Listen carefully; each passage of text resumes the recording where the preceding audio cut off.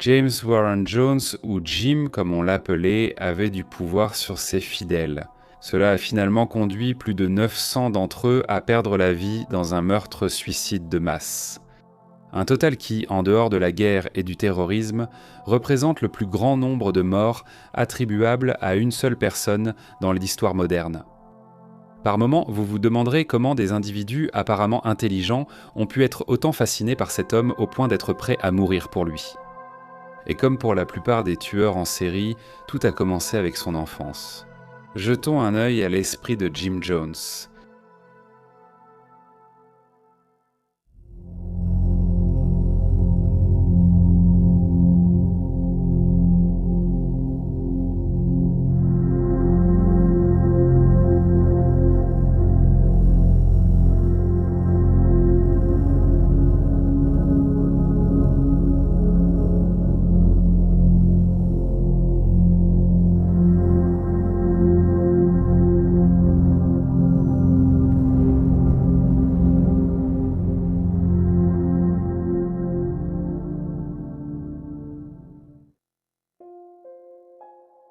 Tout a commencé avec sa mère, Lynetta, qui était une femme quelque peu délirante, mentant fréquemment sur ses origines et son passé, et même sur son nom.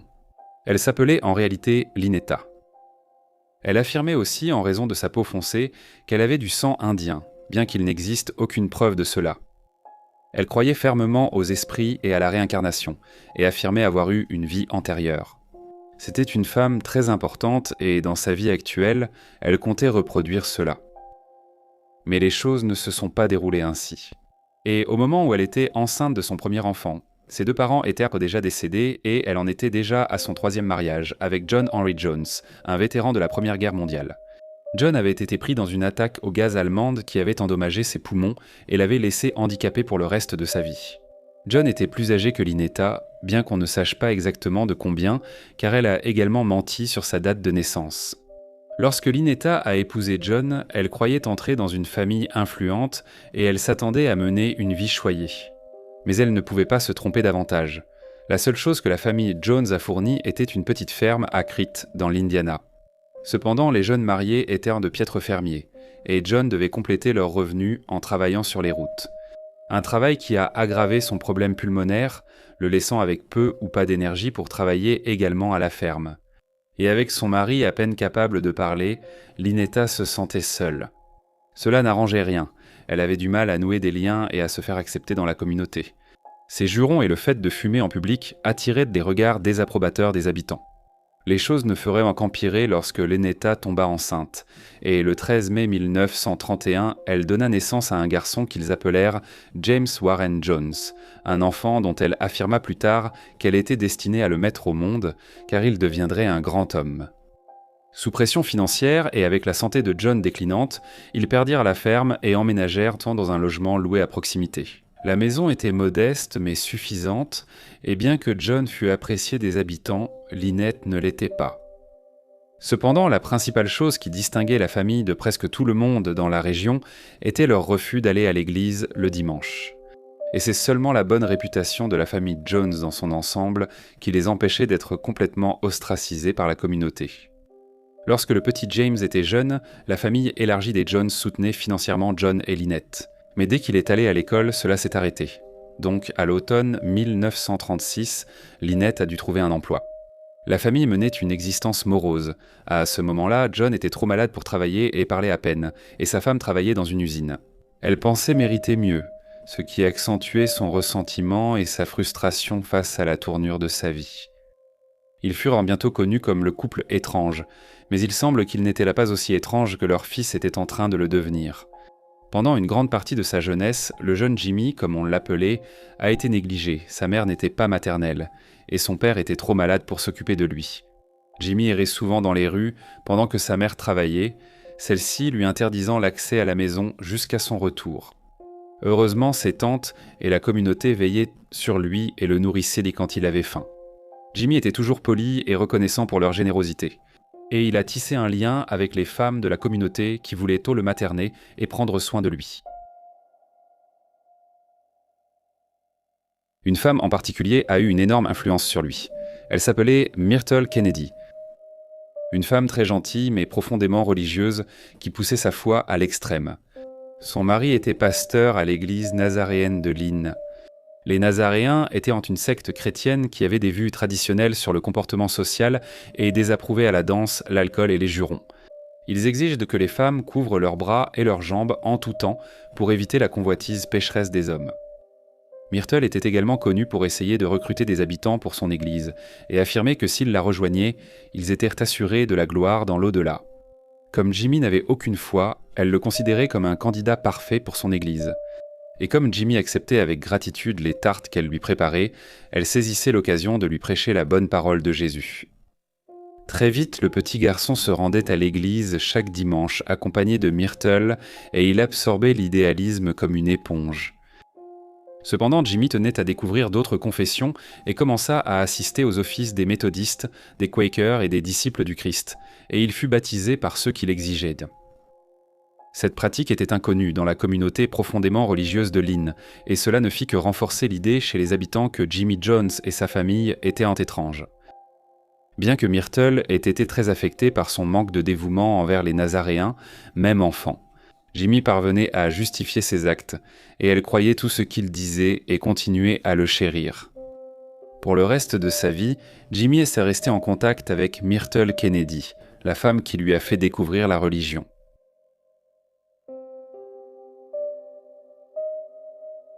Avec son nouvel intérêt pour la religion, Jimmy a aussi développé une fascination malsaine pour la mort, ramassant des bêtes écrasées sur la route et d'autres animaux sauvages morts. Il invitait les autres enfants du quartier à assister aux funérailles élaborées qu'il organisait. Il priait et prêchait au-dessus des cadavres avant de les enterrer dans des boîtes en carton.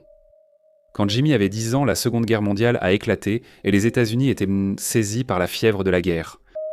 Il n'était pas rare que les enfants imitent leurs héros, faisant semblant d'être des soldats, des marins ou des pilotes américains. Mais pas Jimmy. Sa fascination allait aux nazis et à Hitler, et il était impressionné par leur régime, en particulier par les discours de ses dirigeants. Il tentait de persuader ses jeunes cousins de jouer les troupes d'assaut nazis pendant que lui jouait Hitler. Mais ce qui était peut-être encore plus inquiétant, c'est lorsque Hitler s'est suicidé en 1945. Jimmy était impressionné. Un autre des sujets préférés de Jimmy dont il aimait parler dès son plus jeune âge, c'était le sexe. Il réunissait souvent les enfants pour parler des choses de la vie et de ce qu'ils savaient. On ignore où il avait appris tout cela si jeune, mais avec la religion, c'était ses sujets favoris. Dans l'ensemble, la communauté acceptait Jimmy et ses prêches obsessionnels. C'était un petit garçon négligé qui suscitait encore la compassion de la plupart d'entre eux. Mais en atteignant l'adolescence, son comportement étrange devint plus perceptible. Il devenait un homme séduisant, avec des yeux foncés et des cheveux presque noirs, mais il ne s'intégrait pas. Contrairement aux autres garçons en jeans et chemises à carreaux, il portait ses habits du dimanche chaque jour. Il avait aussi pris l'étrange habitude de ne répondre aux gens que s'ils lui parlaient en premier. Jimmy a aussi commencé à s'intéresser aux filles et, une fois, il a poursuivi sans relâche une fille, même si elle avait un petit ami et n'était absolument pas intéressée par lui. Jimmy était aussi devenu fasciné par une nouvelle religion apparue en ville. Elle avait été fondée par un homme appelé M. McFarland, qui avait repris un ancien magasin et ouvert une église apostolique. Ses sermons étaient bruyants et voyant souvent ses fidèles se rouler par terre ou chanter et danser. Les habitants les surnommaient les Holy Rollers et voyaient cela plus comme un divertissement que comme une religion. Mais Jimmy était impressionné, et ce sont ses sermons qui ont posé les jalons de son avenir. En 1948, Lynette a finalement quitté son mari. Après 24 ans, elle en avait assez et a déménagé à Richmond avec Jimmy pour être près de son nouvel amant. Jimmy n'avait que peu d'amour ou de compassion pour son père, qu'il a faussement accusé d'être violent envers lui et sa mère. En réalité, John était un homme très malade qui pouvait à peine marcher ou parler, encore moins trouver l'énergie d'attaquer qui que ce soit. Après leur départ, John a quitté la maison familiale et a vécu dans une chambre d'hôtel jusqu'à sa mort d'une maladie respiratoire en mai 1951. Sa femme et son fils n'ont pas assisté à ses funérailles, mais son amour durable pour Lynetta était visible sur sa pierre tombale, qui était gravée de son nom, de sa date de naissance et de décès d'un côté, et du nom de sa femme et de sa date de naissance de l'autre. À Richmond, Jimmy s'intégrait mieux et ne se faisait pas remarquer comme Alan. Les enfants avaient tendance à être bien habillés. Et il s'est fait quelques amis grâce au groupe de la jeunesse chrétienne de l'école. Il a rapidement commencé à sécher les cours et à occuper un emploi à temps plein, travaillant de nuit comme aide-soignant à l'hôpital Reed Memorial. Et à seulement 17 ans, il s'est vu confier l'une des tâches les plus désagréables et a été exposé à des cadavres et à des personnes très malades. Mais il a découvert qu'il pouvait créer un lien même avec les patients les plus difficiles. Il avait une mémoire incroyable et se rappelait tous leurs noms et maladies. Il savait rendre drôle même les moments les plus gênants, comme changer leur couche. Et grâce à son attitude positive et à sa manière amicale, il recevait les meilleures évaluations de performance de la part de ses supérieurs. Travailler à l'hôpital lui a fait s'interroger sur sa future carrière. Avant, il avait toujours voulu devenir pasteur, mais maintenant il envisageait une carrière dans la médecine. Une autre raison de son changement d'avis, il avait rencontré une fille nommée Marcella Baldwin. Elle était étudiante infirmière en dernière année à l'hôpital Reed. Marcella avait 3 ans et demi de plus que Jimmy, qui avait 17 ans, et elle venait d'une famille chrétienne très respectée. Éprise de Jimmy, elle tomba presque aussitôt amoureuse et repoussa ses projets de voyage pour rester avec lui. Cependant, ses parents étaient les moins impressionnés par ses manières, ses opinions politiques tranchées et ses élucubrations enfantines.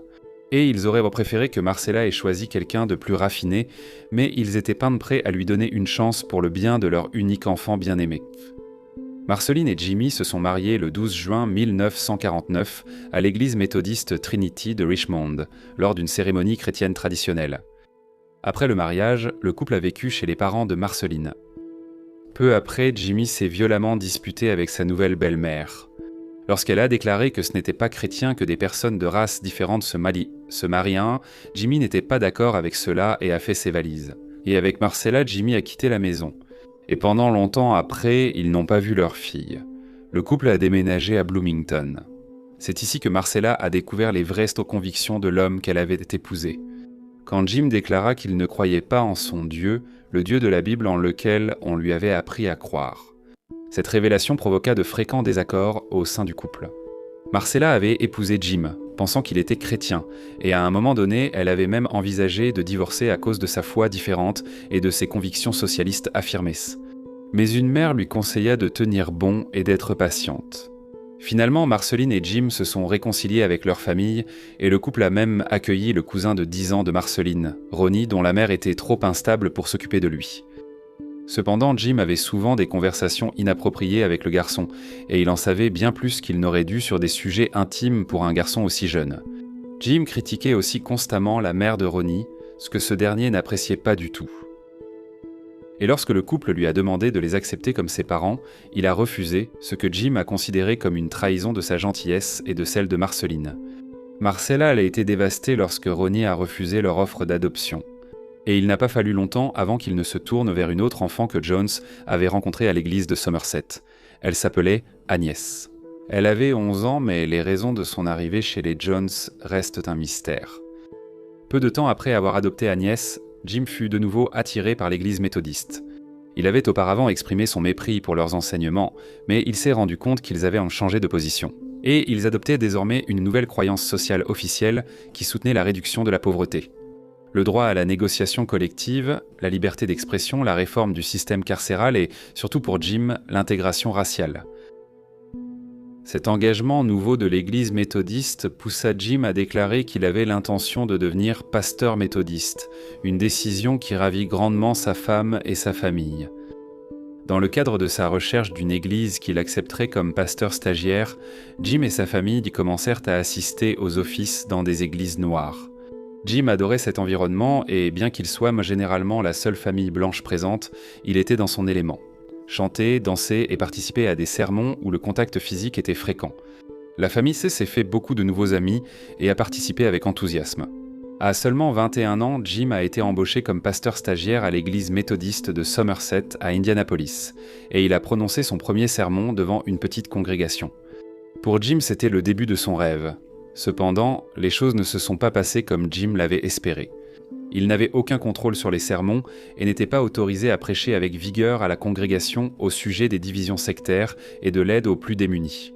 En fait, en tant qu'étudiant, il n'avait aucune autorité et il était frustré que les offices soient ennuyeux et restrictifs, et que le culte spontané et joyeux qu'il avait vu dans les églises afro-américaines lui manquait. Jim est devenu tellement désabusé qu'il a commencé à assister à des réunions de réveil. Il y avait assisté enfant à Lynn et avait été impressionné par l'approche personnelle de la religion des différents prédicateurs. Ces événements, sans contrainte, allèrent de discours dans un parc à des rassemblements organisés dans des salles plus vastes. Jim avait également constaté l'argent que pouvaient en gagner certains des prédicateurs les plus populaires, dont les fidèles affluaient pour les écouter. Et ils donnaient volontiers le peu d'argent qu'ils avaient lors des collectes faites le jour même. Cependant, Jim était intelligent, il savait qu'il ne pouvait pas simplement débarquer et commencer à prêcher lors de ces événements. Il devait apprendre son métier. Il a alors commencé à assister régulièrement à des réunions de prière et à des services de guérison dans les petites villes de l'Indiana, de l'Ohio, de l'Illinois et du Michigan. Grâce à sa mémoire quasi photographique, il repérait ce qui fonctionnait ou non. Il a compris que sa principale attraction était la guérison.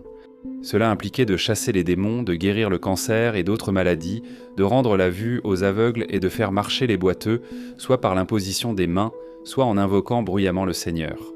Les guérisseurs les plus performants étaient assurés de la gloire et de la fortune, et Jim croyait qu'il avait la capacité de les rejoindre.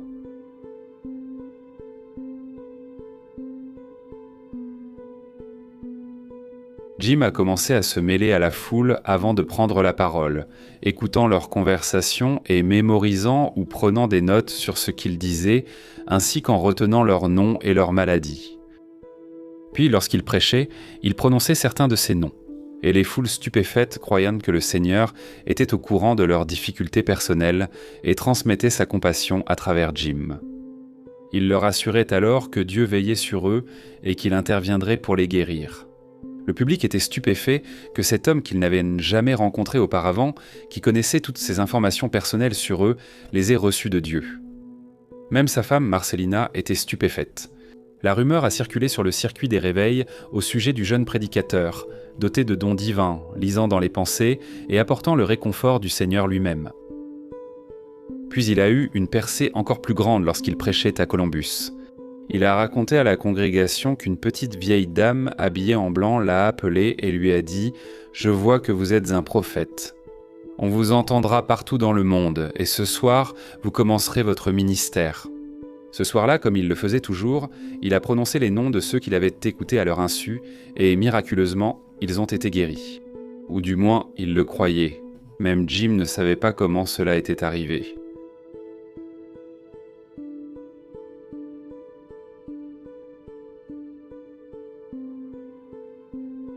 À mesure que sa popularité augmentait, il a commencé à intégrer dans ses discours de guérison ses propres convictions personnelles sur l'intégration, la guerre et l'égalité des droits. En faisant cela, il a perdu une partie du public chrétien blanc, mais malgré cela, il a continué à exprimer ses convictions à chaque occasion. Cependant, la popularité croissante de Jim et ses opinions radicales rendaient son rôle à l'église Somerset difficile, et ils ont fini par le renvoyer. Il a ensuite affirmé que c'était parce qu'il voulait introduire des membres noirs dans la congrégation. Des années plus tard, l'Église a nié cela, affirmant que la véritable raison était que Jim était un menteur et un voleur. En 1954, Jones s'est rendu au bureau de Ron Haldeman, dans un quartier pauvre d'Indianapolis. Ron était le directeur du programme Inner City de l'Église Quaker, qui aidait la population noire défavorisée de la ville. Jones lui a présenté un projet concernant une église qu'il essayait de créer dans le quartier, qu'il prévoyait d'appeler Community Unity, où chacun était le bienvenu, peu importe sa couleur. Ron a été tellement impressionné par le charme et l'enthousiasme de Jones pour ce projet qu'il a accepté que Jones partage son bureau et sa secrétaire gratuitement. Et ainsi, l'église Community Unity est née. Au début, elle comptait très peu de fidèles, principalement des dames noires âgées, mais à mesure que la nouvelle se répandait, la congrégation a lentement grandi. Jones offrait une aide pratique et des conseils pour la vie quotidienne, en plus de prêcher la parole du Seigneur. Les autres églises de la région ne proposaient pas cela. Jones travaillait extrêmement dur et parfois ses offices duraient si longtemps qu'il pouvait à peine parler. et le fardeau de gérer le nombre croissant de problèmes quotidiens pour lesquels sa congrégation lui demandait de l'aide était épuisant. Et il ne gagnait pas d'argent, car ses fidèles faisaient partie des personnes les plus pauvres des États-Unis, donc la quête était souvent très maigre. Jim complétait ses revenus avec des petits boulots, et Marceline travaille toujours à temps plein comme infirmière. L'unité communautaire a été un succès, bien que non financier, et Jim avait besoin d'argent pour grandir. Alors il est retourné sur le circuit des réveils, avec ses discours de guérison. Il a continué à écouter en cachette et, par coïncidence, à faire des guérisons miraculeuses, et les foules devenaient de plus en plus nombreuses. Dans certains lieux, des participants étaient refoulés. Sa popularité sur le circuit des réveils attirait des gens à l'église de l'unité communautaire, et il avait désormais des fidèles parmi les croyants noirs et blancs. L'objectif de Jones était de convertir tous ses fidèles au socialisme. Il voulait lutter contre le racisme. Défendre les causes des Noirs, construire des maisons de retraite, habiller les nécessiteux, réhabiliter toxicomanes et prostituées et demander l'aide gouvernementale pour nourrir et loger les pauvres. Cependant, ces nouveaux fidèles à l'église de l'unité communautaire espéraient qu'ils poursuivent les guérisons vues lors des tournées de réveil. Mais être dans un espace restreint lui posait problème, car ses méthodes d'écoute clandestine lors des grands rassemblements ne fonctionneront pas avec des personnes qu'il connaissait et qui étaient présentes régulièrement. C'est alors qu'il a commencé à utiliser des complices de confiance. En les utilisant, il donnait l'illusion qu'il éliminait miraculeusement des cancers et guérissait des maladies. Jones nommait la personne concernée, qui était ensuite escortée aux toilettes. Bien sûr, les deux étaient bicomplices. Jones faisait alors semblant d'évoquer son pouvoir sur la personne en question. La personne concernée ressortait alors des toilettes, accompagnée d'un assistant tenant dans un tissu une masse sanglante et malodorante, affirmant que le cancer avait été expulsé pendant qu'elle était aux toilettes. Le soi-disant cancer était en réalité des abats de poulet qui avaient été laissés à pourrir pendant quelques jours. Pour sa congrégation, Jones avait accompli un miracle. Parmi les autres méthodes utilisées par Jones, il y avait l'imposition des mains, la pratique consistant à poser les mains sur les personnes souffrantes et à exiger que les douleurs, les maux et les tremblements disparaissent. À certaines occasions, cela fonctionnait de façon inexplicable. Si cela échouait, Jones accusait la personne de ne pas être un vrai croyant. La réputation des pouvoirs de guérison de Jones poussait les gens à quitter leurs églises pour rejoindre Community Unity. La congrégation devint si nombreuse que Jones acheta un bâtiment dans un quartier délabré d'Indianapolis, pouvant accueillir au moins 700 personnes. Il finança l'achat grâce aux collectes faites lors de ses sermons de guérison en dehors de la ville.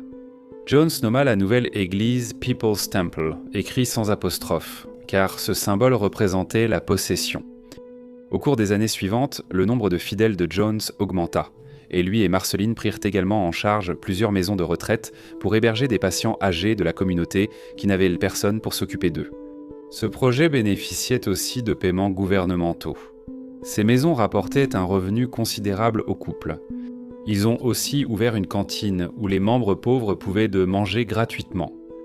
Le temple du peuple accueillait également un nombre croissant de familles avec enfants. Et à travers ses sermons, Jones exerçait déjà un pouvoir sur sa congrégation, influençant même indirectement leurs habitudes de vote lors des élections locales. Jones avait désormais l'influence sur les gens qu'il recherchait depuis son enfance, et son rêve socialiste était en train de se réaliser. Jim et Marceline tenaient à afficher leur dévouement à l'harmonie raciale. Et en plus d'Agnès, qui s'était révélée être une enfant difficile, ils décidèrent d'adopter d'autres enfants et Marceline proposa d'adopter plusieurs enfants de différentes races afin de créer une famille arc-en-ciel. Cependant, l'Indiana n'était pas tout à fait prêt pour cela.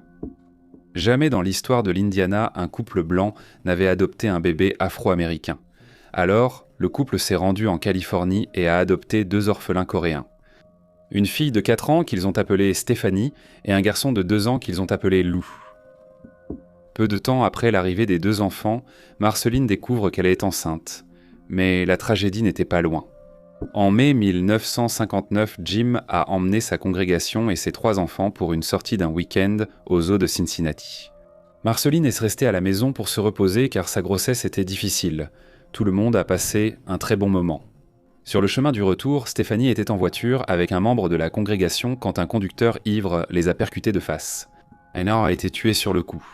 Pour ajouter à l'agonie des Jones, aucun cimetière d'Indianapolis n'a permis à Stephanie d'être enterrée à côté des Blancs, et seul un croque-mort noir a accepté de préparer la jeune fille pour l'enterrement. Le dernier lieu de repos de Stephanie était une section lugubre du cimetière réservée aux Noirs, et son petit corps a été enterré dans un trou boueux inondé. C'était une scène déchirante. 3 semaines plus tard, Marceline donna naissance à un petit garçon qu'ils appelèrent Stéphane, mais ils l'écrivirent avec un A en mémoire de sa sœur décédée. La nuit de la mort de Stéphanie, Marceline affirma avoir eu une vision. Elle a dit qu'elle attendait leur retour de leur voyage à Cincinnati, mais qu'elle était tellement fatiguée. Elle s'est endormie, mais Stéphanie, dehors sur le porche, l'a réveillée en l'appelant pour qu'elle la fasse entrer. Elle a dit s'être levée, l'avoir laissée entrer et lui avoir demandé où était son père. La petite fille a dit qu'Hoboken a besoin d'une maman et d'un papa. Marceline était trop fatiguée pour interroger la petite fille. Il l'a mise au lit et s'est rendormie. Quand Jim est rentré à la maison pour annoncer la terrible nouvelle de l'accident, Marceline ne l'a pas cru et a dit que Stephanie dormait dans son lit.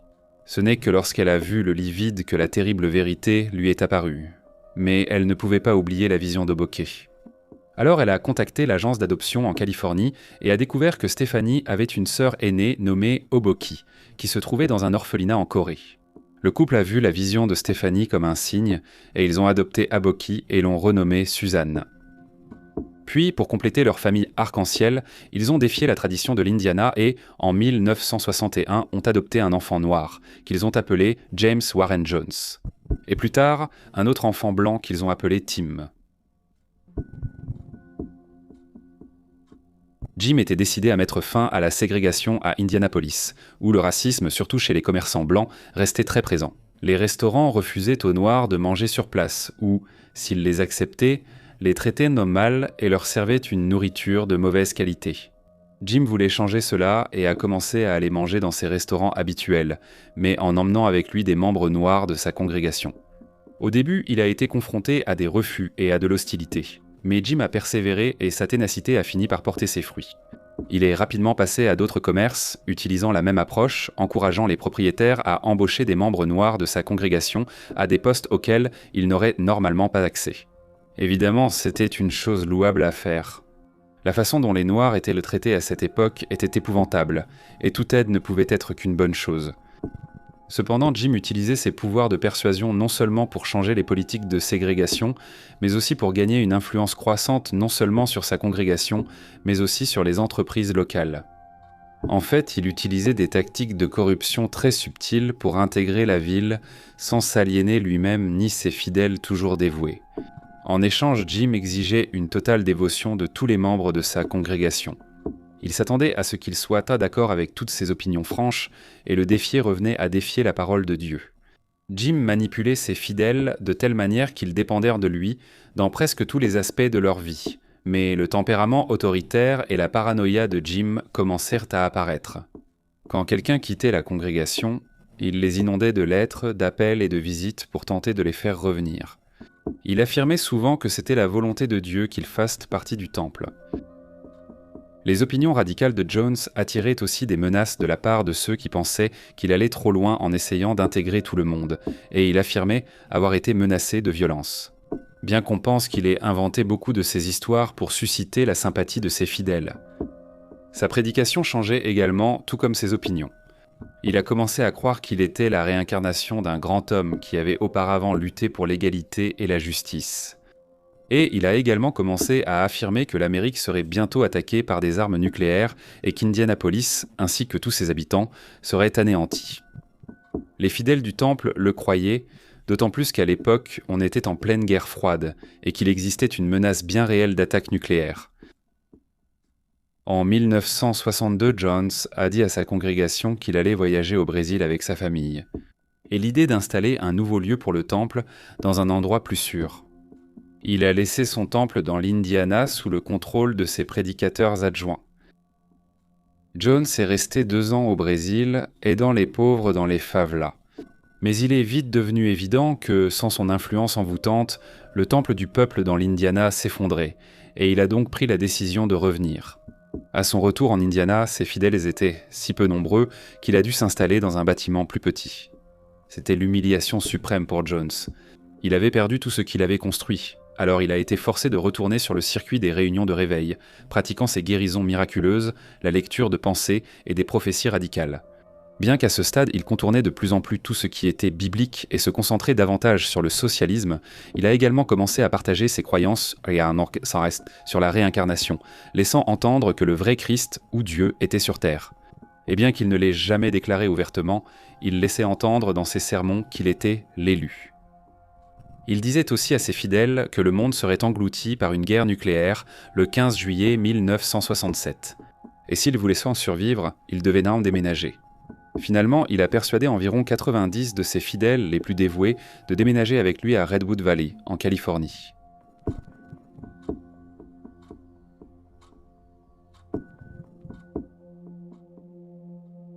C'est pendant son séjour en Californie que Jim Jones a commencé une liaison. Il avait toujours plu aux femmes par son charme et sa beauté, et récemment, Marceline souffrait d'un mal de dos persistant. Mais au lieu de compatir et de s'occuper de sa femme parfois alitée, il a cherché la satisfaction sexuelle ailleurs, et il ne manquait pas d'admiratrices. Mais il a choisi Caroline Moore Lighten, âgée de 24 ans, la fille mariée d'un pasteur. Caroline et son mari étaient des adeptes dévoués de Jim Jones, et Caroline en particulier était fascinée par Jones, buvant chacune de ses paroles et croyant profondément en sa vision de la justice sociale. Cependant, elle était la fille d'un pasteur et n'allait pas commettre d'adultère. Alors Jones demanda à une membre de confiance, Patty Cartmel, d'intervenir. Et elle a parlé à Caroline et lui a expliqué que leur leader bien-aimé avait un problème personnel. Et que sa femme était handicapée psychologiquement et mentalement, ne pouvant plus être une véritable épouse pour lui. Pour qu'il puisse avoir un soutien émotionnel essentiel et un soulagement physique, Jim avait compris que Caroline était l'élu pour lui offrir cela. Au début, Caroline était réticente, mais avec son mariage en difficulté, elle accepta d'en discuter avec Jim. Après leur rencontre, Caroline décida de devenir sa maîtresse. Pour le monde extérieur, Jim semblait toujours heureusement marié et dévoué à sa femme. Il obtint donc l'assurance de sa femme et de Caroline que la liaison ne serait jamais révélée à ses fidèles, qui croyaient que Jim était moralement pur et un dieu au-dessus des désirs humains. Étonnamment, même le mari de Caroline, Larry, accepta la situation et finalement le couple divorça. Larry épousa ensuite une autre membre du temple nommée Karen Tao et continua à suivre Jim fidèlement. Mais pour Marceline et ses enfants, il était plus difficile d'accepter cette liaison, même si, de façon remarquable, ils finirent par l'accepter. Pour Jim, les choses n'auraient pas pu mieux se passer. Son épouse dévouée accepta la situation, se blâmant elle-même pour l'infidélité de son mari, tandis qu'il assouvissait ses propres désirs personnels. Il est indéniable que, malgré les défauts évidents de Jones, il voulait sincèrement aider les opprimés et les personnes en souffrance dans la société.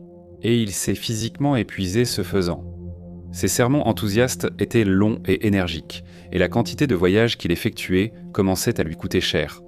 Au début des années 1970, Jones devenait de plus en plus dépendant des médicaments sur ordonnance pour supporter son emploi du temps épuisant. Cela comprenait des amphétamines et des tranquillisants. Il prenait des stimulants pour tenir la journée et des calmants pour l'aider à dormir. Son accès à ces drogues était relativement facile, car son influence sur ses adeptes lui assurait un approvisionnement régulier grâce à ceux qui travaillaient dans le milieu médical. À cette époque, Jones a commencé à porter ses célèbres lunettes de soleil. Si ses fidèles lui demandaient pourquoi il les portait, il leur répondait. Ses yeux brûlaient d'une telle puissance que les gens ne pouvaient pas le regarder en face. En réalité, elles cachaient ses yeux injectés de sang, un état dû à la grande quantité de drogue qu'il prenait. L'effet des drogues le rendait aussi encore plus paranoïaque qu'il ne l'était déjà, et il était convaincu que le gouvernement en avait après lui.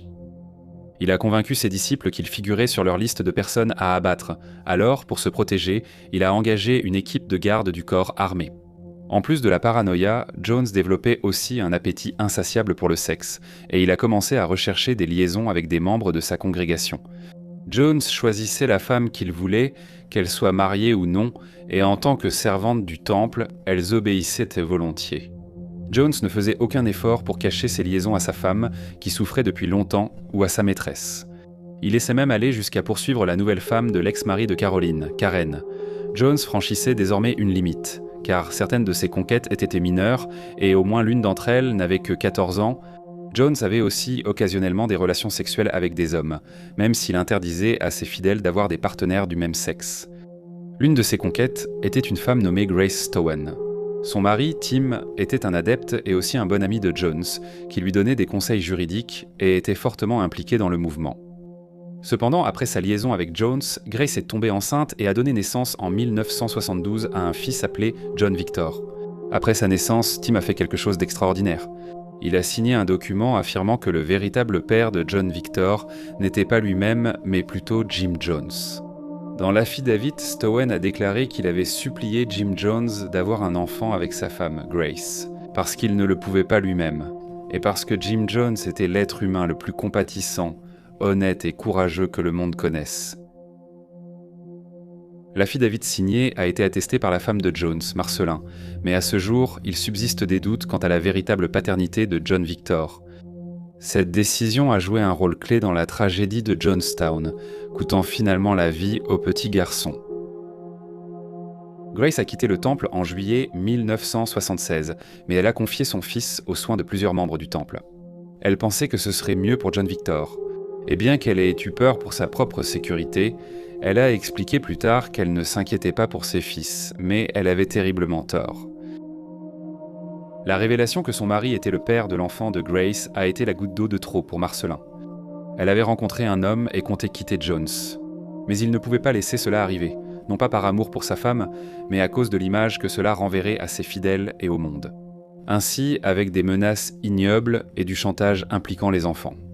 Il n'a laissé à Marcelin d'autre choix que de rester pour le bien des enfants qu'elle adorait. On dit que Marcelin est restée malheureuse mais résiliente pour le reste de sa vie. Au fil des ans, le nombre de fidèles de Jones augmenta considérablement, et le Temple du Peuple utilisa une flotte de bus Greyhound pour recruter des membres dans toute la région. Jones voyageait régulièrement dans d'autres États pour prêcher et recruter des membres pour le Temple, et il finit par ouvrir des branches à San Fernando, San Francisco et Los Angeles. Tous les membres étaient censés donner une part importante de leur salaire à l'Église. Et ils étaient encouragés à réduire leurs biens personnels, comme les vêtements, les meubles et les objets de luxe, et à les donner aux personnes dans le besoin. C'était une façon de démontrer leur engagement envers la cause, et Jones lui-même a commencé à porter des vêtements d'occasion au lieu des costumes élégants qu'il portait auparavant. Le mouvement commençait maintenant à générer des sommes d'argent importantes. Jones vendait des photos de lui-même lors des sermons pour 5 $ chacune et en acheter une garantissait à son propriétaire une immunité contre des catastrophes telles qu'une agression, un incendie ou un cancer. Cependant, ces soi-disant photos bénies ne protégeaient leur propriétaire que d'une seule catastrophe. Ainsi, Jones encourageait ses fidèles à acheter plusieurs photos pour les protéger de leur peur individuelle. Jones était tellement convaincant que de nombreuses personnes achetaient plusieurs photos à la fois pour se protéger de divers événements et maladies. Jones continuait également d'affirmer qu'il était menacé et que sa vie était en danger. Ce n'était qu'une mise en scène pour préparer un coup extraordinaire. À son église à Redwood, Jones a fait en sorte que quelqu'un lui tire dessus devant son assemblée, à l'extérieur du bâtiment. Lorsque les coups de feu ont retenti, Jones s'est effondré sur le trottoir, couvert de sang, dans ce qui ressemblait à une tentative d'assassinat réussie. Nombre de ses fidèles pensaient donc qu'il était mort, et même lorsqu'il s'est redressé pour leur faire signe qu'il allait qu'au bien. Ils pensèrent toujours que leur grand leader ne s'en sortirait pas. Pourtant, ce soir-là, il a été annoncé qu'un service aurait lieu comme d'habitude. Et lorsque les fidèles du matin sont entrés dans l'église, ils étaient convaincus que c'était pour l'annonce de la mort de Jones. Mais Jones est sorti en sautant, proclamant un miracle et affirmant avoir été guéri. Il a alors montré à la congrégation une marque sur sa poitrine, à l'endroit où il avait été touché. Il a également brandi la chemise ensanglantée qu'il portait au moment de la fusillade. Ses fidèles étaient fous de joie. Leur chef avait été sauvé par une sorte d'intervention divine. Bien sûr, toute cette mise en scène était orchestrée, mais de façon remarquable, ses fidèles ont cru que l'incident était réel et cela n'a fait que renforcer leur conviction qu'il était semblable à un dieu. Jones rappelait aussi de plus en plus à tout le monde qu'une guerre nucléaire était inévitable. Cela s'est intensifié à la suite du scandale du Watergate, et Jones a commencé à dire à ses fidèles qu'il avait un plan d'évasion. Il parlait de plus en plus de quitter l'Amérique et de mener une vie indépendante, vivant de la terre, dans ce qu'il a commencé à décrire comme la terre promise. Personne ne savait où c'était, mais Jones avait une vision pour ses fidèles, sur le point de se réaliser. Après des années à chercher l'endroit parfait pour installer une colonie du Temple du Peuple, en 1974, Jones décida finalement que le Guyana serait un lieu idéal pour ce qu'il appellerait le Temple du Peuple. Mission agricole. Le Guyana, en Amérique du Sud, avait une population de seulement 850 000 habitants composée principalement de Noirs et d'Indiens de l'Est. C'était aussi le seul pays d'Amérique du Sud dont la langue nationale était l'anglais. Il était isolé, mais disposait de liaisons maritimes faciles vers les États-Unis. Le gouvernement guyanais a accueilli le projet favorablement et a même proposé de prêter du matériel au Temple du Peuple pour aider à la construction de la colonie. Ils étaient si impatients de voir avancer le projet qu'ils ont mené très peu de vérifications sur Jones et les activités de son temple. S'il l'avait en fait, ils l'auraient remarqué. Il avait récemment été arrêté pour conduite indécente dans les toilettes du cinéma Westlake, où il avait été appréhendé par un policier hors service pour avoir commis un acte sexuel devant lui. Jones a été acquitté en invoquant un problème médical, mais l'arrestation restait dans son dossier et une vérification approfondie l'aurait révélé. Le Guyana était surtout couverte de jungle, et le Temple du Peuple devait défricher assez d'hectares pour créer des terres agricoles et subvenir à ses besoins. Cependant, Jones savait que plusieurs membres de l'Église étaient de robustes fermiers de l'Indiana, bien préparés pour s'attaquer à une telle tâche et cultiver la terre. Tout ce que Jones avait à faire maintenant, c'était de convaincre ses membres de quitter le confort relatif de leur vie pour aller vivre dans ce qui était essentiellement une jungle. Préparer le terrain pour la nouvelle colonie a été difficile. Le terrain était extrêmement difficile, et Jones a dû demander l'aide des Indiens Améras locaux pour l'aider à naviguer et à défricher les énormes arbres et la végétation dense. Lors de ses voyages au Guyana pour suivre les travaux, Jones prit une autre amante. Cette fois, il s'agissait de Maria Katsares, une adepte timide et dévouée du temple. C'est également à cette époque que son autre maîtresse de longue date, Caroline, était absente du mouvement. Jones affirmait que c'était parce qu'elle avait été en mission secrète au Mexique et qu'elle avait été arrêtée et détenue au Mexique pour avoir refusé de révéler les secrets du temple. En réalité, elle était enceinte de l'enfant de Jones et était partie vivre chez sa mère jusqu'à la naissance du bébé. Caroline est revenue au printemps 1975 avec son bébé, qu'elle a nommé Jim John. Elle s'était également mariée avec un membre du temple nommé Michael Proques. Cela s'est fait à la demande de Jones, et l'enfant a pris son nom, Jim John Proques, qui était devenu connu sous le nom de Kimo. Tout le monde savait dans la congrégation que l'enfant n'était pas de Proques, sans jamais reconnaître non plus qu'il était de Jones. Mais Caroline a eu son propre choc lorsqu'elle est revenue et a découvert que Maria avait pris un rôle égal dans l'église et dans le lit de Jones. Il était maintenant entouré de 3 femmes qui, de façon inexplicable, se toléraient mutuellement et lui restaient dévouées. Jones a passé une grande partie de 1975 à vanter la terre promise à ses fidèles, les encourageant à partir et leur garantissant une belle vie dans un domaine magnifique. Une grande partie de cette persuasion était mêlée au message selon lequel les membres du temple vivaient sous la menace constante d'être enfermés par la CIA et le FBI. Et s'ils restaient, ils finiraient probablement dans des camps de concentration. Au début, Jones ne visait qu'environ 600 membres, et il dressait des listes de ceux qu'il jugeait appropriés. Cela comprenait des hommes et des femmes physiquement robustes, des enseignants, des adolescents en difficulté et des personnes âgées dont les pensions seraient cruciales pour financer le projet. Jones a également demandé à tous les membres du temple de contribuer tout ce qu'ils avaient au déménagement, même s'ils n'étaient pas initialement choisis, avec la promesse qu'à terme, le complexe accueillerait des milliers de personnes. De façon inquiétante, dans ses sermons, Jones a commencé à prêcher que les membres fidèles du temple devaient non seulement être prêts à consacrer leur vie, mais aussi à mourir pour elle. Et cruellement, lors d'une expérience simulée, il a permis à certains membres de boire du vin pour la première fois. Après qu'ils l'ont bu, il leur a annoncé que le vin était empoisonné et qu'ils n'avaient plus que 45 minutes à vivre. Pendant ce temps, il les a laissés croire qu'ils étaient en train de mourir, observant certains membres faire des crises de panique et se sentir faibles, avant de révéler qu'il n'y avait pas de poison, et que ce n'était qu'une épreuve de loyauté. C'est à cette époque que le statut de Jim Jones a été encore renforcé lorsqu'il a été nommé parmi les saints ecclésiastiques les plus remarquables par le magazine American Life. Et en 1976, il a reçu le prix de l'humanitaire de l'année. La même année, il a été nommé président de l'autorité du logement de San Francisco. Les nouvelles du Guyana étaient bonnes, d'importants progrès avaient été faits. Et même si ce n'était pas tout à fait le paradis tropical que Jones avait vanté à ses fidèles, il se préparait maintenant à s'y installer. Mais dans un coup dur pour sa femme, il lui annonça qu'elle devait rester en Californie pour superviser les affaires du temple là-bas, et qu'il partirait en Guyana en emmenant les enfants avec lui. Les choses allèrent très bien et le temple profitait enfin d'une bonne publicité. Et Jones commençait à devenir une sorte de célébrité à San Francisco.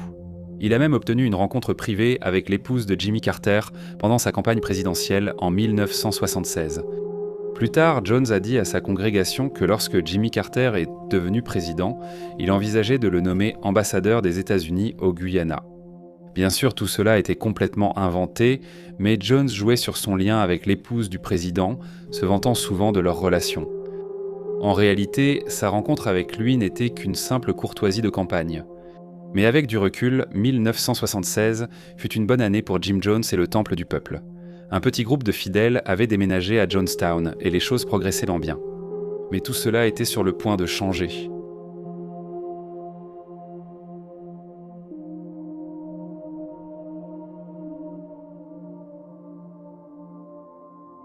« 1977 a mal commencé pour Jones. Il était furieux que le mariage de sa fille Susanna ait échoué et que son mari, Mike Cartmel, ait quitté l'église. Rapidement, Susanna suivit, coupant tout contact avec son père. Marcelin était tombé malade et avait dû abandonner son travail, perdant ainsi un revenu précieux. Il y avait cependant de meilleures nouvelles de Jonestown. Les choses progressaient bien et le premier groupe de colons se préparait à déménager. Mais en mai cette année-là, les choses ont changé. De façon inexplicable, Jones a commencé à accélérer la migration des membres vers Jonestown et il a fait sortir au moins 500 membres des États-Unis pour s'installer à Jonestown. Jones s'était rendu compte que certains de ses dissidents les plus en vue avaient commencé à parler. Depuis son déménagement à San Francisco, le Temple du Peuple et ses activités avaient fait l'objet d'un examen médiatique intense, et les activités illicites de Jones étaient sur le point d'être révélées. Dans un article rédigé par le journaliste Marshall Kilduff, le contenu comprenait des allégations d'anciens membres du Temple affirmant avoir été victimes d'abus physiques, émotionnels et sexuels. En plus de cet article accablant, un homme nommé David Kahn, un particulier, faisait ouvrir une enquête gouvernementale sur les activités de Jones. Qu'on avait des amis qui avaient été membres du Temple et il s'était confié à lui. À propos des fausses guérisons, des passages à tabac, des agressions sexuelles, des abus envers des enfants, des fraudes et d'autres crimes commis par Jones et ses assistants. Ses membres mécontents comprenaient Alma et Deanna Martel. Elles étaient d'anciennes principales assistantes de Jones, qui avaient en fait défection en 1974 après que Jones ait frappé leur fille Linda 70 fois avec une palette en bois pour une infraction mineure. La famille a ensuite changé son nom de famille en Mills pour annuler la procuration qu'ils avaient précédemment donnée à Jones. La pression médiatique supplémentaire et les témoignages potentiellement compromettants d'anciens membres du Temple du Peuple ont poussé Jones à se réfugier à Jonestown bien plus tôt que prévu. Et en juillet 1977, sous le couvert de la nuit, Jim Jones s'est rendu à l'aéroport de San Francisco et s'est envolé pour Jonestown.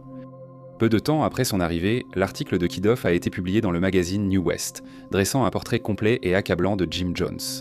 Et il était clair qu'il ne reviendrait pas de sitôt. En raison de l'afflux précipité de membres à Jonestown, le logement sur le site était devenu un problème. Initialement, les membres devaient être transférés dans le complexe au fur et à mesure de la construction des cottages, chacun prévu pour 6 personnes maximum. Mais les centaines de membres envoyés en seulement quelques mois ont obligé à construire des abris à la hâte pour les loger. D'autres aspects du camp, comme le défrichage de la jungle et d'autres tâches cruciales, étaient alors négligés.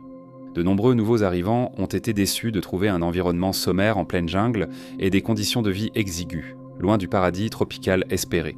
Jones leur avait promis cela, mais tel était leur engagement envers la cause. Ils ont accepté leurs conditions et ont vécu assez harmonieusement jusqu'à l'arrivée de Jones. Dès son arrivée, il a pris le contrôle. Il contrôlait le travail, les finances et même les relations des couples. Tout le courrier entrant et sortant était lu par lui ou par l'un de ses proches collaborateurs et seules des descriptions élogieuses d'une vie idyllique à Jonestown étaient autorisées dans le courrier sortant. Jones avait Caroline et Maria comme confidentes et il réussissait aussi à faire entrer beaucoup de drogue dans le camp pour alimenter sa dépendance. Les nouveaux arrivants continuaient eux d'affluer dans le camp déjà surpeuplé, les cottages abritant désormais jusqu'à 12 occupants ou plus. Les sanitaires étaient en de simples trous et, faute de papier toilette, la plupart utilisaient des feuilles. Les douches étaient froides, avec de l'eau contaminée, et limitées à 2 minutes par jour et par personne. Bien sûr, Jones avait des logements et des installations bien plus agréables et vivait confortablement avec Caroline, Maria, John, Victor et Kimo, et il avait accès à un réfrigérateur, des ventilateurs et un téléphone. Au début, l'argent était rare, la terre ne produisait pas beaucoup de récoltes, et les dons s'étaient trop taris. Alors les colons ont commencé à fabriquer des jouets en bois et à les vendre sur les marchés locaux. Avec plus de 900 colons à Jonestown, nourrir tout le monde est devenu difficile. Le riz est donc devenu l'aliment de base pour la plupart. Après des accusations de mauvais traitement aux États-Unis, Jones a développé une nouvelle méthode de punition pour les colons qui enfreignaient les règles. Il l'appelait l'équipe d'apprentissage, et les contrevenants dormaient et mangeaient séparément du reste du groupe, et ils devaient en courir partout. De plus, aucun des autres colons n'avait le droit de leur parler ou de les regarder.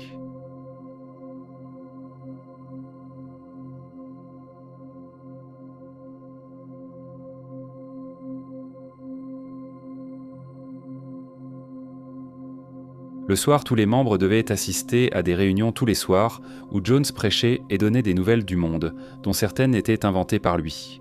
Par exemple, il affirmait que des chefs militaires du Pentagone avaient planifié de tuer les Noirs et que le Ku Klux Klan était devenu une véritable épidémie, confirmant qu'ils avaient fait le bon choix. En arrivant à Jonestown, il leur arrivait parfois d'être autorisés à regarder un film. Jones exigeait aussi que les membres restent jusqu'à plus de 2 heures du matin, même s'ils étaient, pour la plupart, épuisés après de longues journées de travail dans les champs sous la chaleur écrasante de la Guyane. Le lendemain, ils étaient réveillés comme d'habitude à 6 heures du matin et renvoyés travailler.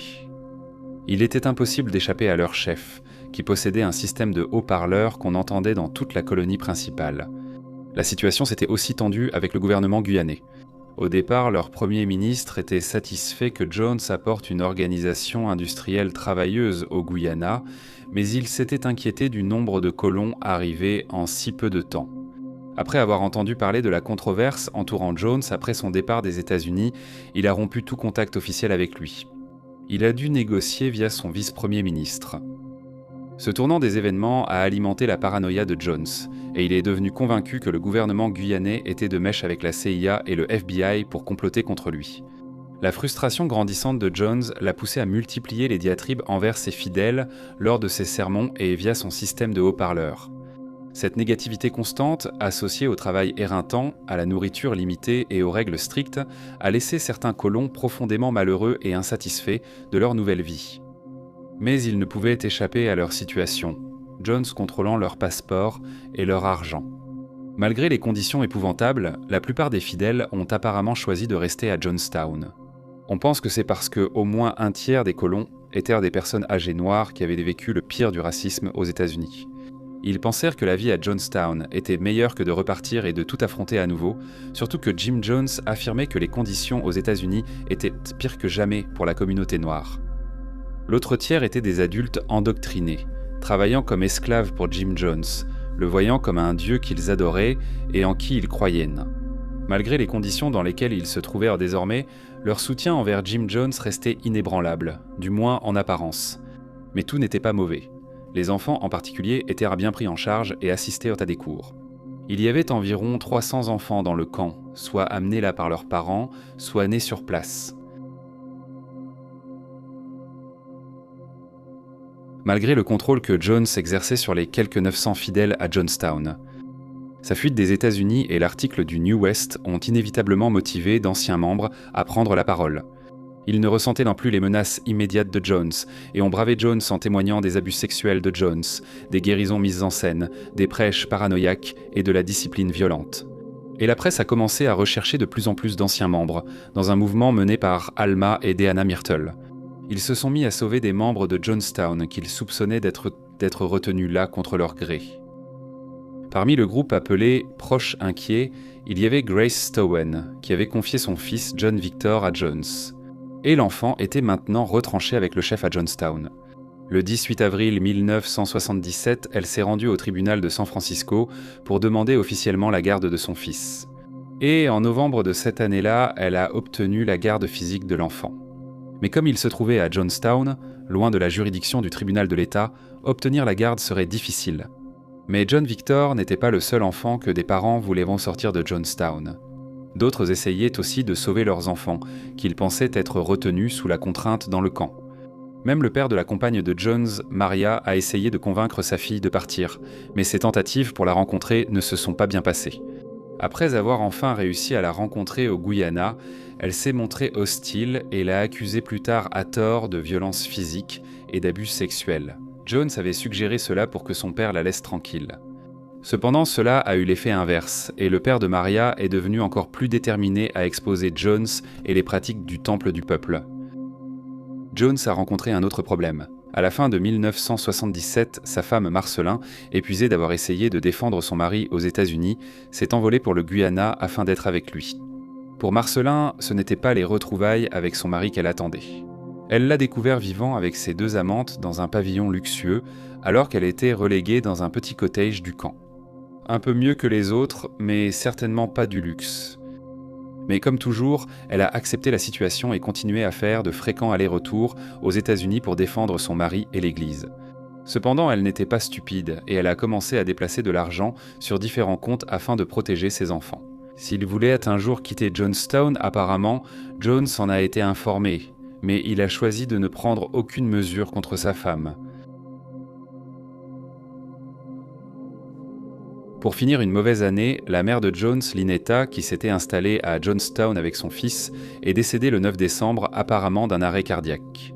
Elle a été enterrée près de la colonie de Johnstown. Jones était également sous pression pour rendre John Victor à sa mère. Et dans ses sermons, Jones disait à la congrégation que le gouvernement américain était tellement déterminé à prendre John qu'il devait être prêt à se battre si le camp était attaqué. Il a également suggéré de fuir en Russie et a ensuite commencé à parler de se préparer à mourir. Il appelait ses sermons d'urgence nocturne les chevaliers blancs. En arrière-plan, Jones se confiait à quelques-uns de ses collègues de confiance au sujet de la possibilité d'un suicide collectif par empoisonnement. Le 16 février 1978, Jones annonça par le système de haut-parleurs un chevalier blanc. Alors que ses fidèles se réunissaient dans le pavillon, il annonça qu'une attaque approchait et que tous allaient en mourir. Il a suggéré que plutôt que de les laisser gagner, tout le monde devait mettre fin à ces jours. Il a donc fait faire la queue à tous les colons avec un gobelet qui serait rempli d'un liquide spécialement préparé qui les tuerait environ 45 minutes. La plupart ont obéi, tandis que les réticents ont été forcés de boire en premier par les gardes. Étonnamment, certains étaient insatisfaits, croyant que le suicide collectif était un véritable geste révolutionnaire. Certains pensaient en secret que Jones les testait encore, comme avec le vin, et ils avaient en raison. Après que tous sur taille eut bu la potion, Jones annonça qu'ils allaient tendre bien et que c'était un test pour savoir s'ils étaient prêts à donner leur vie pour la cause. Jones était satisfait de constater qu'il exerçait toujours son pouvoir sur la plupart de ses fidèles, et le test prouvait qu'ils obéiraient à ses ordres le moment venu. Après le test, Jones ordonna au médecin du camp de commander une livre de cyanure de sodium, assez pour tuer 1800 personnes. Le filet se resserrait autour de Jones, qui perdait le soutien du gouvernement et voyait l'affaire de la garde de John Victor affecter sa santé. Il dépendait de plus en plus des médicaments et certains jours, il était complètement incapable après s'être tranquillisé au point de sombrer dans la stupeur. La seule fois où il restait lucide et apparemment sans drogue, c'était lorsqu'il attendait la visite de responsables guyaniens ou de diplomates américains, qui s'inquiétaient de plus en plus de ce qui se passait à Johnstown. Un autre coup dur pour Jones est survenu en mai 1978, lorsqu'une de ses fidèles les plus proches, Debbie Layton, a fait défection et a quitté Johnstown. Debbie était à Georgetown avec des enfants du temple pour un échange culturel. Elle a quitté le groupe pour se rendre à l'ambassade des États-Unis où elle a demandé protection et a été aidée à rentrer en Amérique. Debbie a signé une déclaration affirmant que Jones prévoyait un suicide collectif à Johnstown, puis a réussi à fuir le Guyana en avion pour New York. Debbie a laissé derrière elle sa mère atteinte d'un cancer, Lisa, qui était arrivée à Johnstown avec Debbie en décembre 1977. Mais il n'a pas fallu longtemps avant que Debbie ne réalise les failles dans la façade de Jim Jones. Cela a été renforcé lorsque le médicament contre le cancer de sa mère lui a été retiré dès son arrivée à Johnstown. La famille Layton jouait un rôle important dans le temple du peuple. Après la défection de Debbie, Jim Jones a ordonné que son frère Larry, qui était resté en Californie, se rende à Johnstown dès que possible. Lorsque Larry est arrivé, il a appris la défection de sa sœur et que sa mère, Lisa, était en train de mourir d'un cancer. Larry allait jouer un rôle important dans le massacre qui allait suivre. Lorsque Debbie Layton est arrivée en Amérique, elle a fourni une déclaration sous serment de 11 pages sur les aspects peu reluisants du Temple du Peuple et de son dirigeant. Elle a révélé comment Jones confisquait les chèques de sécurité sociale aux personnes âgées à Johnstown, ainsi que les heures de travail, la mauvaise alimentation et le risque de suicide collectif. Elle a aussi déclaré que les comptes bancaires du Temple, répartis dans le monde entier, totalisaient au moins 10 millions de dollars. Les révélations ont fait la une des journaux américains. Mais, chose remarquable, Lisa et Larry Layton ont soutenu Jones plutôt que Debbie. Cependant, Debbie était une transfuge influente et s'est alliée au groupe Concerned Relatives dans un effort déterminé pour sauver leurs proches de Johnstown. Après la défection de Debbie, la paranoïa de Jones a atteint des sommets et il ne faisait confiance qu'à quelques élus dans le camp. Cela comprenait sa femme et ses 2 amantes, Caroline et Maria. Mais il se rapprochait aussi de plus en plus de son infirmière, Annie Moore, qui était la sœur cadette de Caroline. Annie était dévouée à Jones et passait la plupart de son temps à ses côtés, le soignant et lui administrant des médicaments à la demande. Et elle est devenue très protectrice envers lui et était désormais presque constamment à ses côtés. Mais bien qu'elle ait soutenu Jones sans faillir, d'autres ne l'ont pas fait, y compris ses propres fils adultes, et Jones a cherché à contrôler certains de ses partisans les plus problématiques en les droguant.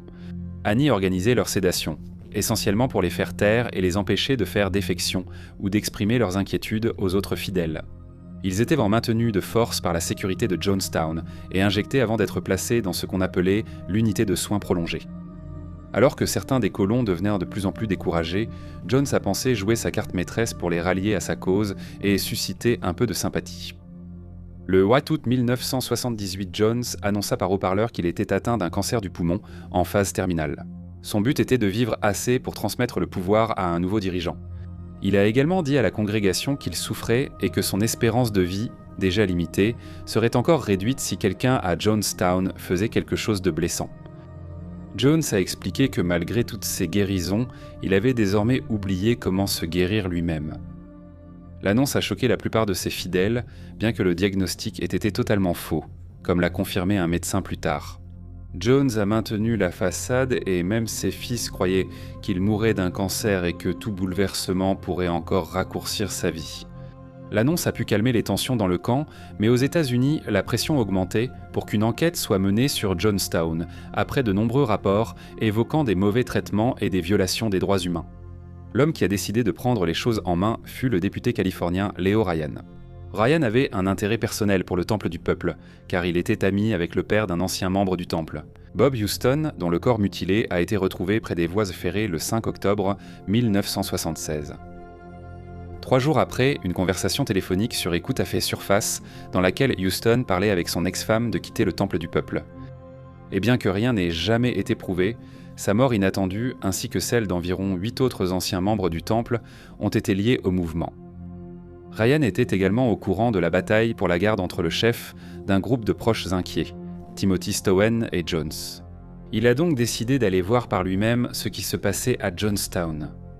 Le 1er novembre 1978, Ryan a annoncé qu'il se rendrait à Johnstown dans le cadre d'une enquête gouvernementale. Le groupe devait à l'origine inclure la presse et quelques membres de l'équipe de Ryan. Mais une fois que les médias ont appris le voyage, la délégation s'est élargie pour inclure, entre autres, des proches de membres du Temple du Peuple, inquiets pour eux. Le 14 novembre 1978, Ryan s'est rendu au Guyana avec 17 proches de membres du Temple du Peuple, dont Tim et Grace Stowen, ainsi que plusieurs journalistes de presse écrite et une équipe de télévision de NBC.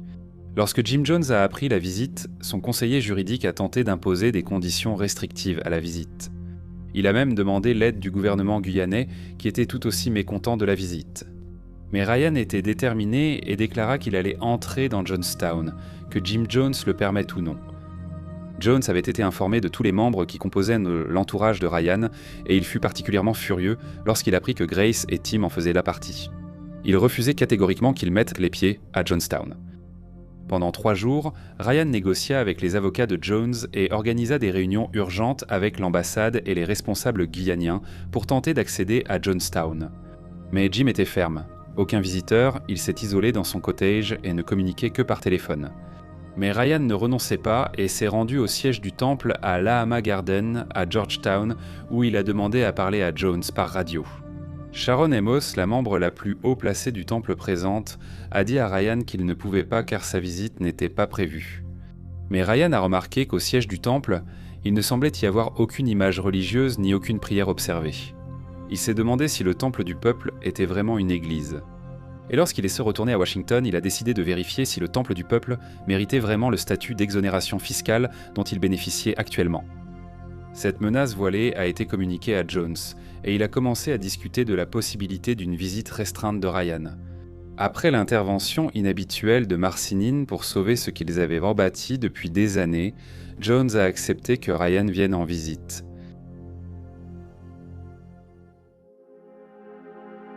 Le 17 novembre, l'entourage de Ryan était composé de son conseiller juridique, Jackie Speer, de son chef adjoint de mission, Richard Ayers, et de Neville Annenbourne. Le ministère de l'Information du Guyana, accompagné de 9 journalistes et de 4 représentants des Concerned Relatives, a embarqué à bord d'un petit avion pour un vol vers un aérodrome à Port Katouma, à quelques kilomètres de Jonestown. Après avoir quitté l'avion, les passagers furent accueillis par des colons de Jonestown à l'air sombre. Et on leur a dit que seuls Ryan, Speer et Dwyer seraient autorisés à faire le trajet en camion jusqu'à Jonestown. Accompagnés par des membres du temple et les avocats du temple, à leur arrivée, ils furent accueillis par Marcelin et on leur proposa une visite de la colonie. Mais Ryan a refusé. Il voulait parler à Jim Jones, et après 1h30 de persuasion, Jim Jones est finalement sorti, portant ses habituelles lunettes noires. Ryan a dit à Jones que pour mettre fin à la controverse sur Jonestown, il faudrait laisser entrer le reste de son entourage pour qu'il voie le fonctionnement de la communauté.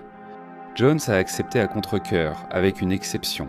Il ne voulait pas de Jordan Lindsay du National Enquirer sur les lieux.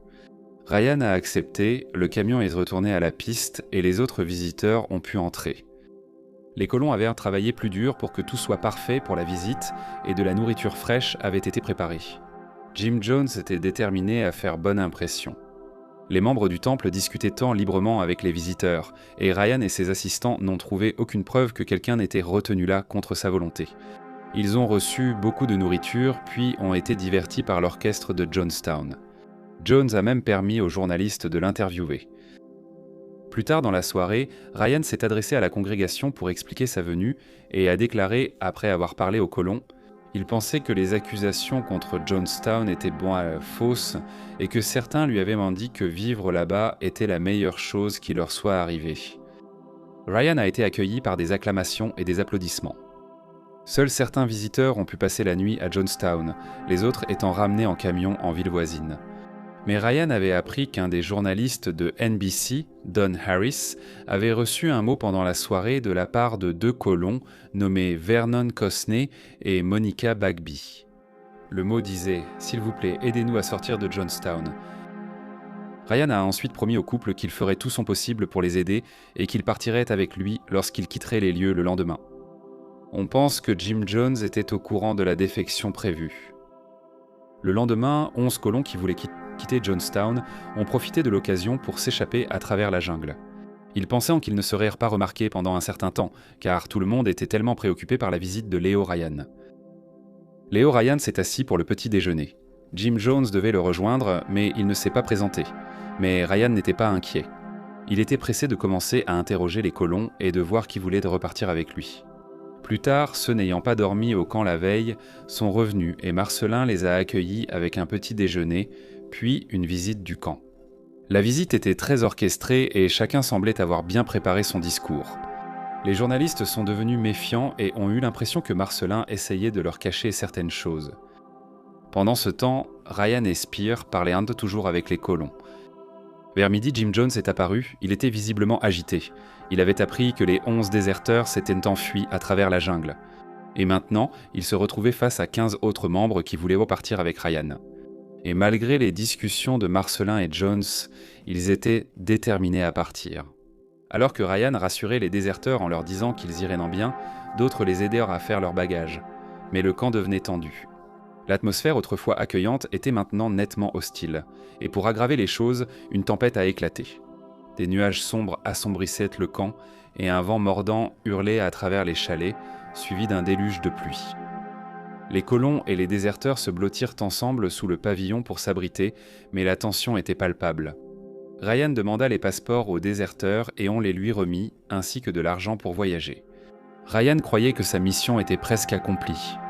Tout ce qu'il lui restait à faire était de sortir lui-même, son équipe et les déserteurs de Jonestown aussi vite que possible avant que la situation ne dégénère. Cependant, la météo retardait tout, et avec 15 passagers supplémentaires, Ryan avait besoin d'un autre avion. Bien que 15 soit bien moins que prévu, il en attendait environ 90. Avec le recul, c'était un bon résultat pour Jones s'il laissait partir les 15 plus les 11 qui s'étaient échappés dans la jungle. Cela signifiait que seulement 3% de la population de Jonestown choisissait de partir. Ce chiffre mettrait fin à toutes les théories sur les mauvais traitements et sur les colons retenus de force. Et cela suffirait sûrement à faire taire les concerns relatives qui n'auraient alors plus aucun grief à faire valoir. Néanmoins, Jones ne considérait pas la défection de 26 adeptes comme une rédemption. Il l'a vécu comme une trahison personnelle et en a été très offensé.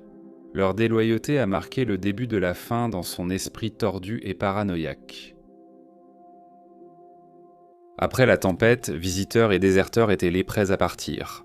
Ils se sont tous entassés dans un camion, mais alors qu'ils allaient en partir, le colon Al Simon a couru vers eux, ses 2 enfants dans les bras. Il déclara vouloir partir, mais sa femme en larmes affirmait hystériquement qu'elle voulait rester et qu'il ne pouvait pas lui prendre ses enfants.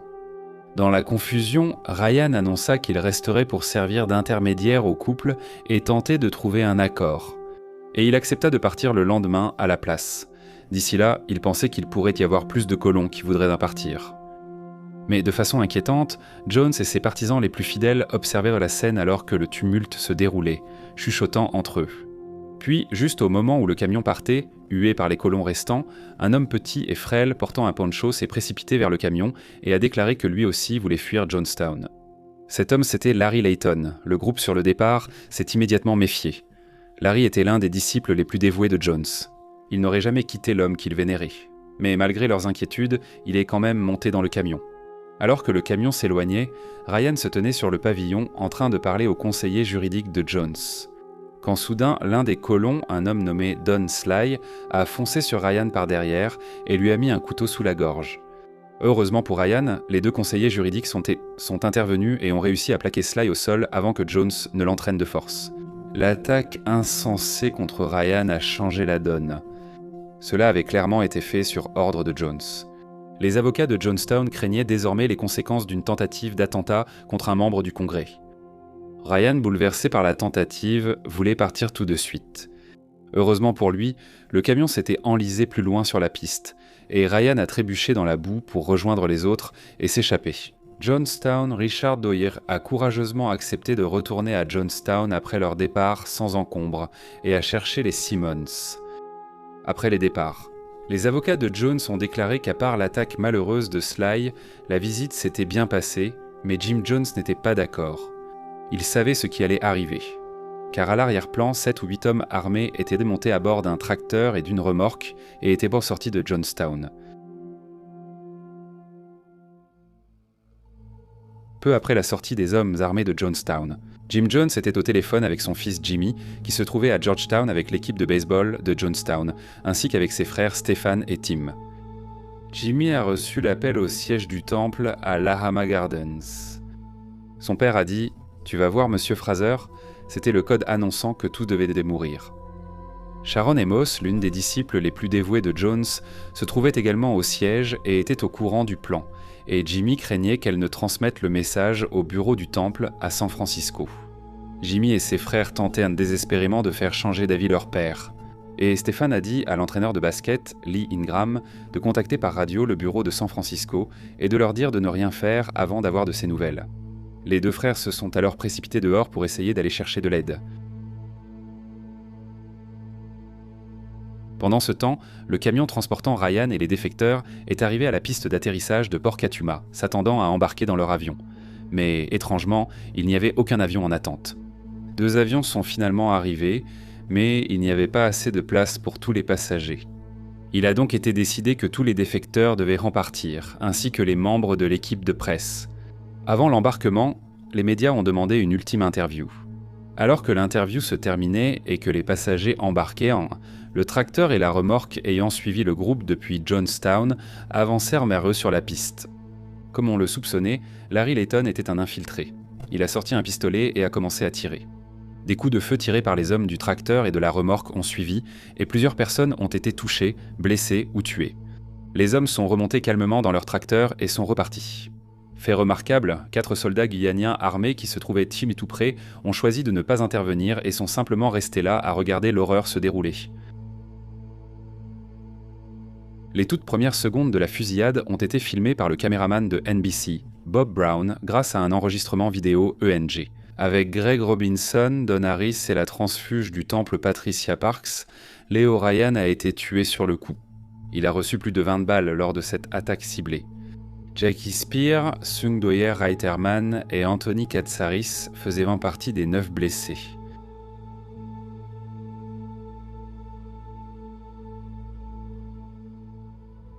De retour à Johnstown, le fils de Jim Jones, Lou, a annoncé une réunion. Il n'y avait aucune urgence dans son annonce et les membres du temple n'étaient pas pressés de se rendre au pavillon. Mais à leur arrivée, des conversations tendues avaient lieu entre Jones et ses plus proches conseillers. Des gardes armés patrouillaient autour du camp, mais la plupart des membres de la congrégation l'ignoraient. Depuis le départ de Ryan, des assistants avaient commencé à préparer une grande cuve en métal avec une boisson aromatisée au raisin, empoisonnée avec du Valium, du chloralhydrate, du cyanure et du Phénagan. Jones a commencé son discours en disant à ses fidèles « J'ai fait de mon mieux pour vous offrir une bonne vie ». Il a ajouté qu'une personne dans l'avion allait tirer sur le pilote. « Je sais que je ne l'ai pas prévu, mais je sais que ça va arriver.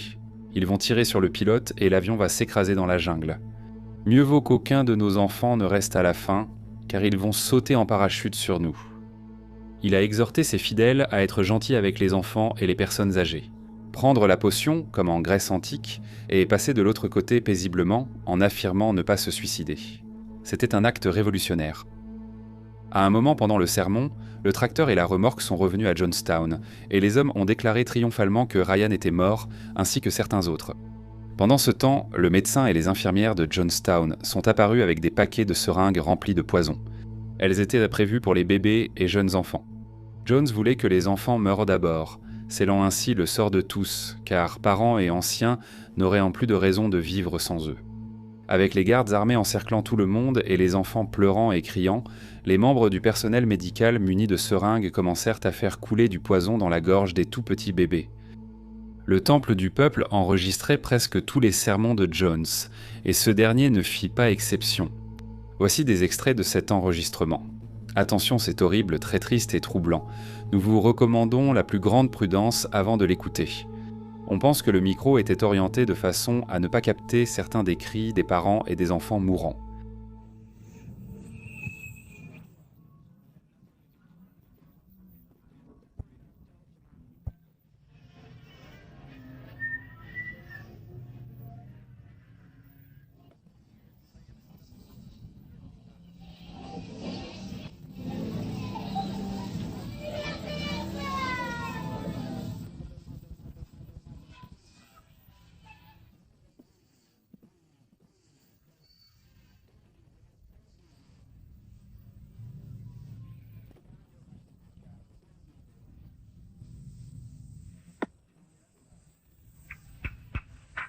Veuillez garder votre calme, restez calme.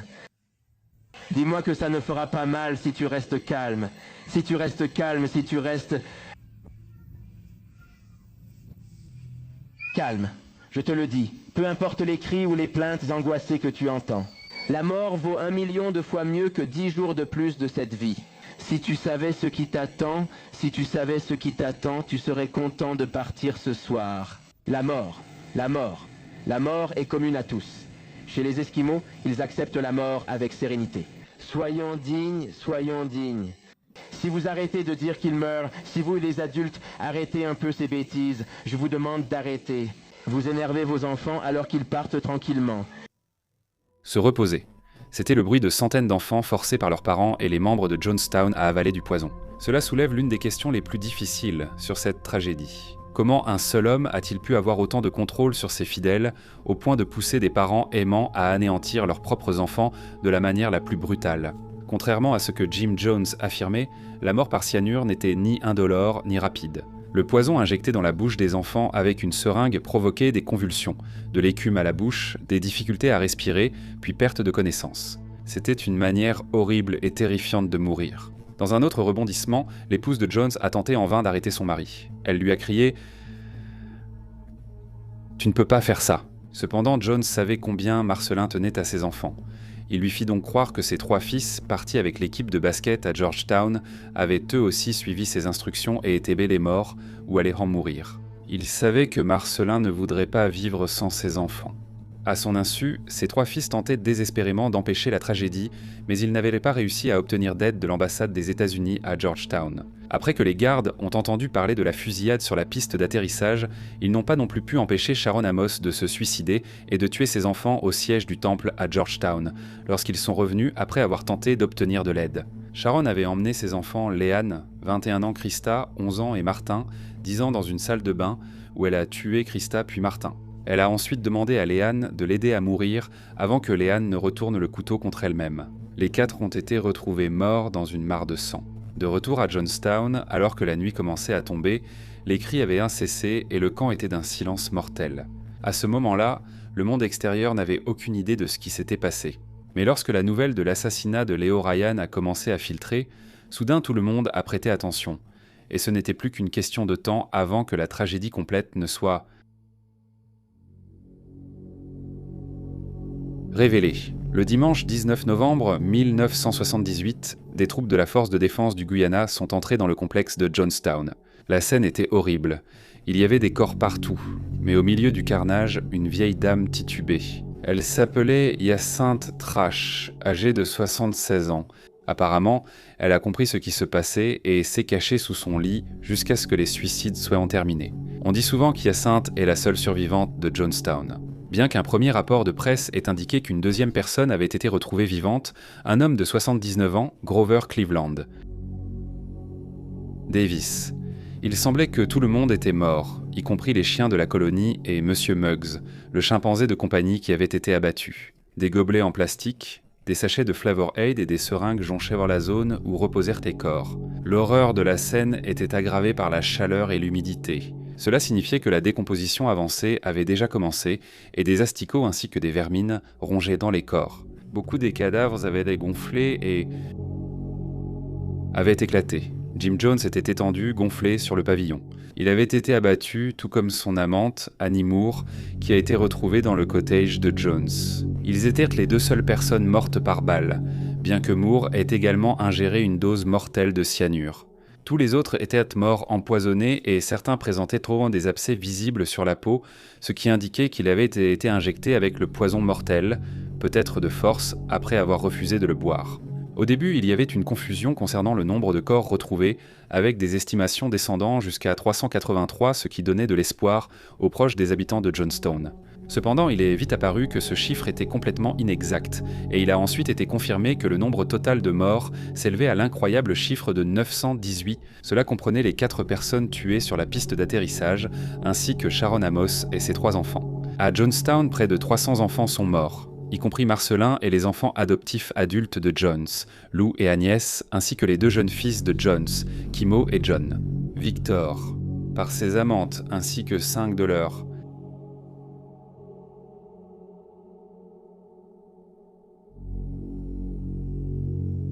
petits-enfants. Ainsi qu'Hyacinthe Trash, seuls 87 membres originaux de Johnstown ont survécu à l'atrocité pour diverses raisons. Cela comprenait 3 membres qui se sont enfuis dans la jungle le jour du suicide, 16 déserteurs dont le traître Larry Lawson, ainsi que 11 personnes qui se sont enfuies dans la jungle le matin du 18 novembre, 3 autres colons qui étaient hors du camp pour chercher des provisions, et divers membres dont les 3 fils de Jones qui se trouvaient à Georgetown au moment du suicide. Les témoins les plus importants de la tragédie à avoir survécu étaient Tim Carter, son frère Michael et Mike Prokes, qui se trouvaient à Johnstown lorsque l'ordre de suicide a été donné. Heureusement, ils avaient été envoyés par la direction de Johnstown pour remettre de l'argent à l'ambassade soviétique à Georgetown. Alors que la tragédie se déroulait, Tim Carter a en fait été témoin de la mort de sa femme et de son fils, qui sont décédés après avoir ingéré le poison. Ces 3 personnes ont été sollicitées pour identifier les résidents de Jonestown, mais malheureusement, en raison de la décomposition et de dossiers dentaires incomplets, voire inexistants, plus de 409 n'ont jamais été identifiés. Beaucoup d'entre eux étaient des bébés et des enfants. Après la tragédie, des carnets ont été retrouvés indiquant que certains membres sont effectivement morts volontairement pour la cause, bien que, de façon cruciale, beaucoup ne l'aient pas fait. On a aussi retrouvé des piles de lettres, documents et enregistrements. Tout cela a dû être minutieusement examiné afin d'essayer de comprendre ce qui a causé la mort de plus de 900 personnes. Des armes à feu, une pile d'argent et des liasses de chèques de sécurité sociale non encaissés ont aussi été retrouvés sur le site. Après des enquêtes supplémentaires, environ 7 millions de dollars ont été découverts cachés dans des banques étrangères. Prox et les frères Carter ont été placés sous protection puis relâchés à Georgetown, mais Jonestown a fait une autre victime quelques mois plus tard. Lorsque Michael Prox a convoqué une conférence de presse le 13 mars 1979, à laquelle il a invité 8 journalistes, après avoir lu une déclaration, Prox s'est donné la mort, est allé aux toilettes et s'est tiré une balle dans la tête avec un revolver, Smith & Wesson 38. 912 des 918 morts, y compris Jones lui-même, ont été récupérés par l'armée américaine en Guyana, puis transportés par avion cargo militaire jusqu'à la base aérienne de Dover, dans le Delaware. Le dernier envoi de corps est arrivé tôt dans la matinée du 27 novembre 1978, et la morgue de la base a été chargée de relever les empreintes digitales, d'identifier et de traiter les corpses. Larry Layton, qui avait tiré sur plusieurs personnes à l'aéroport de Port Katsuma, a d'abord été déclaré non coupable de tentative de meurtre par un tribunal guyanais. Sa défense était qu'il avait été victime d'un lavage de cerveau.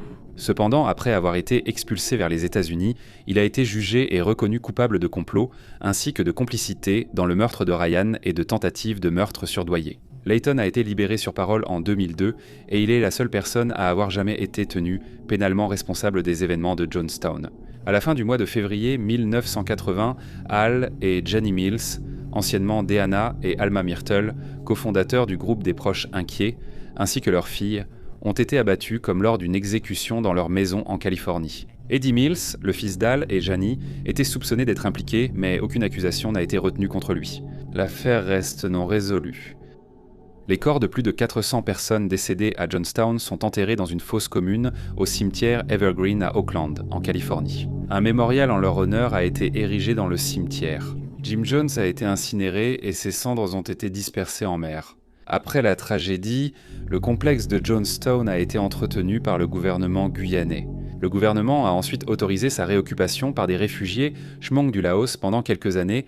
Au début des années 1980, les bâtiments ont été en grande partie détruits par un incendie au milieu des années 1980, après quoi les ruines ont été laissées à l'abandon et reprises par la jungle.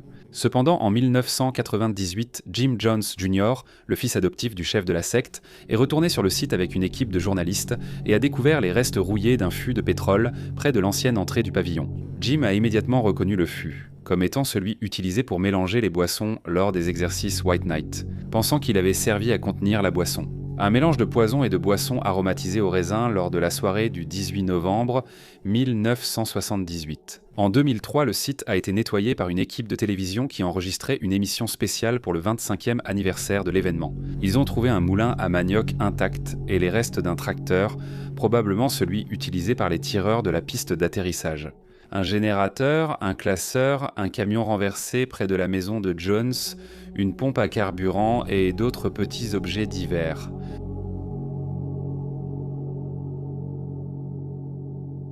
Objet, Jim Jones ne laisse aucun héritage. Le temple du peuple a depuis longtemps été dissous, mais il a attiré l'attention sur le rituel sectaire. Et ces dernières années, des lois ont été instaurées pour limiter les droits des sectes religieuses afin que le gouvernement puisse intervenir s'il estime que la secte peut représenter une menace pour les citoyens ou pour ses propres membres. L'expression d'argot ne bobe po chidarai ne boit pas le Kool-Aid est souvent utilisée pour décrire un groupe, une personne ou une idée qui est un peu étrange ou peu digne de confiance. L'expression peut aussi être utilisée dans le sens opposé, comme boire le Kool-Aid pour indiquer que quelqu'un a adopté une théorie ou un point de vue particulier. L'expression vient en fait du massacre de Jonestown, où plus de 900 personnes ont bu une boisson au cyanure mortel. Et en plus d'être une expression choquante, elle est aussi techniquement incorrecte car Jim Jones a choisi la version moins chère du Kool-Aid, connue sous le nom de Flavor Aid dans la potion mortelle. Jim Jones a attiré des adeptes en faisant appel à leur bon côté. Il s'est attaqué aux membres les plus pauvres de la société, à qui il promettait de les vêtir, de les nourrir et de les traiter avec respect, partageant son désir que chacun soit traité de manière égale. Mais personne n'a réellement bénéficié de rejoindre le temple du peuple, à part Jones lui-même.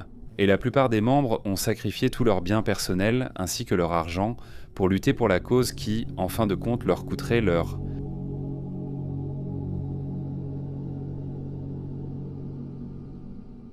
vie. L'emprise puissante et l'influence de Jim Jones sur les gens resteront gravés dans les esprits. Pas de manière positive, mais comme un rappel de la façon dont un leader religieux manipulateur, aussi positif qu'il puisse paraître, peut être extrêmement dangereux.